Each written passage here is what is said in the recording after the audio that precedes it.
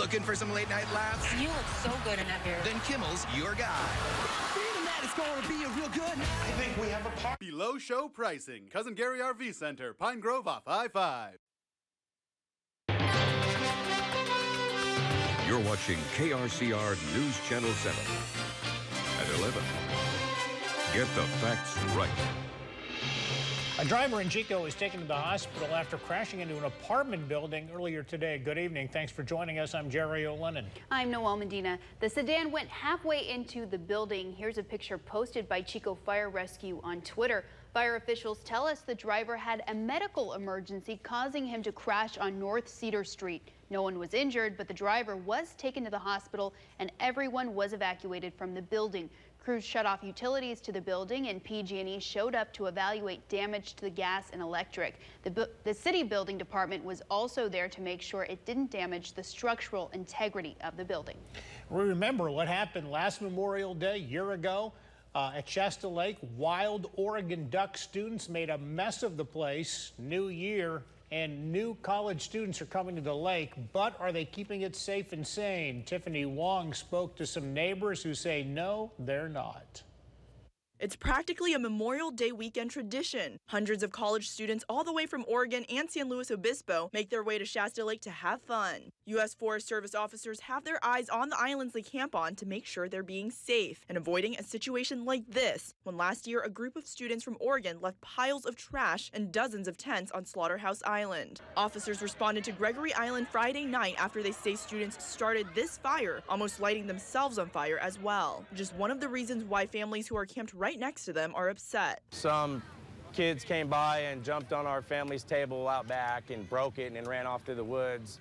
And later on we found out it's some kind of a YouTube challenge. But once the party's over, officials say the students leave the destruction behind. It's pretty sad that they come down here and thrash the lake like they do and leave their trash. And there's broken glass and there's, people running by here, naked or whatever in front of the families and everything. Houseboats were trashed as well, leaving thousands of dollars worth of damage. In an effort to keep the islands clean, the marinas funded a barge to collect garbage directly from the young adults. We've seen a dent in that for sure. We still have some garbage left behind. Of course, we would love to see nothing at all, but there's been a noticeable improvement. Well, whether you're headed out to the lake or the backyard swimming pool for Memorial Day, make sure little ones and even the adults you're with practice good water safety. A common age for people to be affected by drowning is children under the age of 5 and young adult males between 15 and 25. So you have your young ones that need to be watched by parents that sometimes get into water that's over their head, and then you have your daredevils that think that they're invincible. The State Department of Developmental Services averages at least 54 children under 5 die by drowning every year in California. So make sure kids wear a life vest if they don't know how to swim. You can beat the heat at the Redding Aquatic Center this weekend. It opened today and remains open through Monday.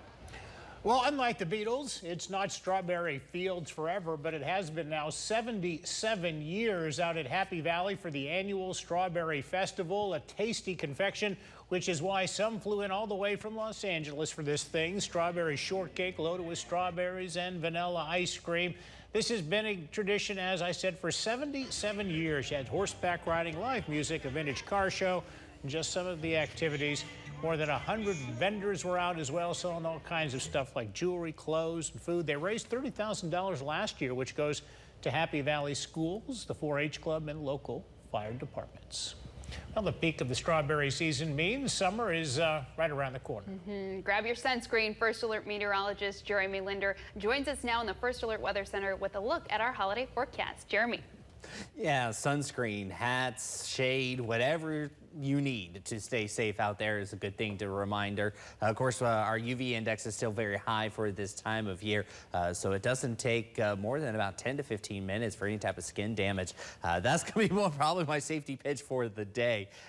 Temperature-wise, we're just going to continue to see things stay fairly warm. 91 was the official high today over in the Redding area. Much cooler as you went down to Red Bluff, only topping out about 85. It was 83 over in Bernie and even 82 for both Chico Waco and Orville. We're going to continue to see a light south wind, and when we typically see that, it allows for temperatures, especially on the southern edge of the valley, to remain a little bit on the cool side. Possibly seeing that again for tomorrow. Temperatures bottoming out. Reading hourly forecast around 58 degrees, back into the 80s by 11 a.m. Threat tracker, well, our alert level right now, we don't have any. It's looking for some pretty pleasant conditions to wrap up your Memorial Day weekend. We will keep an eye on the mountains, though. Full details why coming up in a bit. Noel? Thanks, Jeremy. Well, a man wanted for several warrants in Shasta County was arrested after a canine found him hiding in an old hot tub. An officer was on patrol last night when he recognized 34-year-old Kevin Smith. Smith was in front of a single wide trailer on the 5800 block of Cedars Road in Reading. When the officer drove past, Smith quickly went into a gated yard in front of the trailer. More officers showed up sometime later, surrounding the trailer and knocked on the door, but the owner denied that Smith was still there and refused to let them search. They came back with a search warrant, and when Smith still didn't come out, they used a canine to search the backyard. He was found hiding in an enclosed hot tub.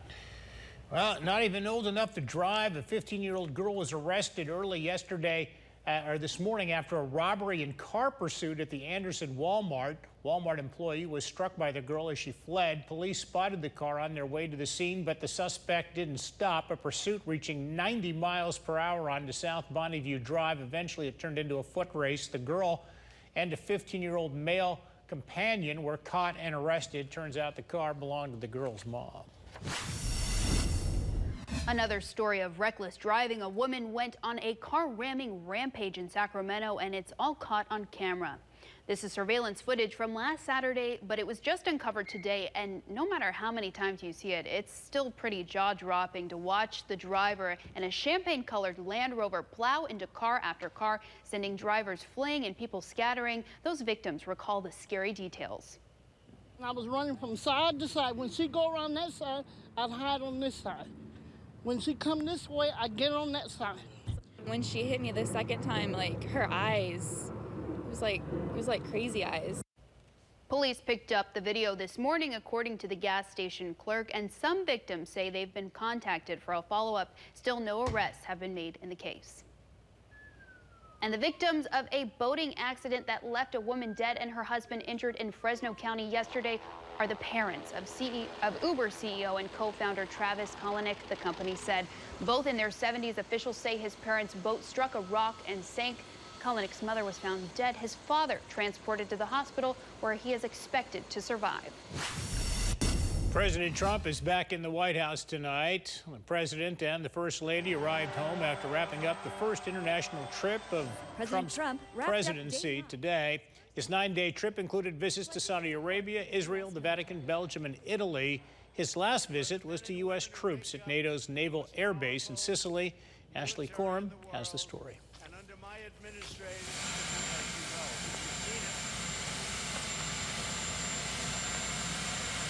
and strong. President Trump wrapped up day 9 and his first overseas tour, pledging his support for the U.S. military. You are the men and women who make up the most powerful military in the world. And under my administration, as you know, you've seen it, right? Under my administration, stronger and stronger every single day. I also know that the single greatest strength of our armed forces is you, all of you. As Trump makes his way back to Washington, he's facing yet another political firestorm involving Russia. The Washington Post is reporting the president's son-in-law and senior advisor Jared Kushner proposed setting up secret means of communicating with the Kremlin. One of the Washington Post reporters who broke the story says it happened during a December meeting set up by Kushner and attended by former National Security Advisor Michael Flynn and Russian Ambassador Sergei Kislyak. Jared is the one who sets up the meeting, and Flynn is invited a few days later. And during that discussion, according to Kislyak's account, you basically have Jared Kushner proposing the idea of having a secure private communications channel, and Jared actually proposes doing so at a Russian facility, specifically the Russian embassy in Washington. According to the New York Times, the channel was intended to discuss strategy in Syria and other policy issues. A source with knowledge of the matter confirmed to CNN that Kushner spoke in December with the Russian ambassador about creating a secret communications channel with the Kremlin. The White House is not commenting. I'm Ashley Coram reporting. Well, as temperatures warm up throughout your Memorial Day weekend, we are also keeping an eye on Storm Tracker 7 for the potential for thunderstorms. I'll tell you where and when one of those could pop coming up in a bit. You're watching KRCR News Channel 7 at 11.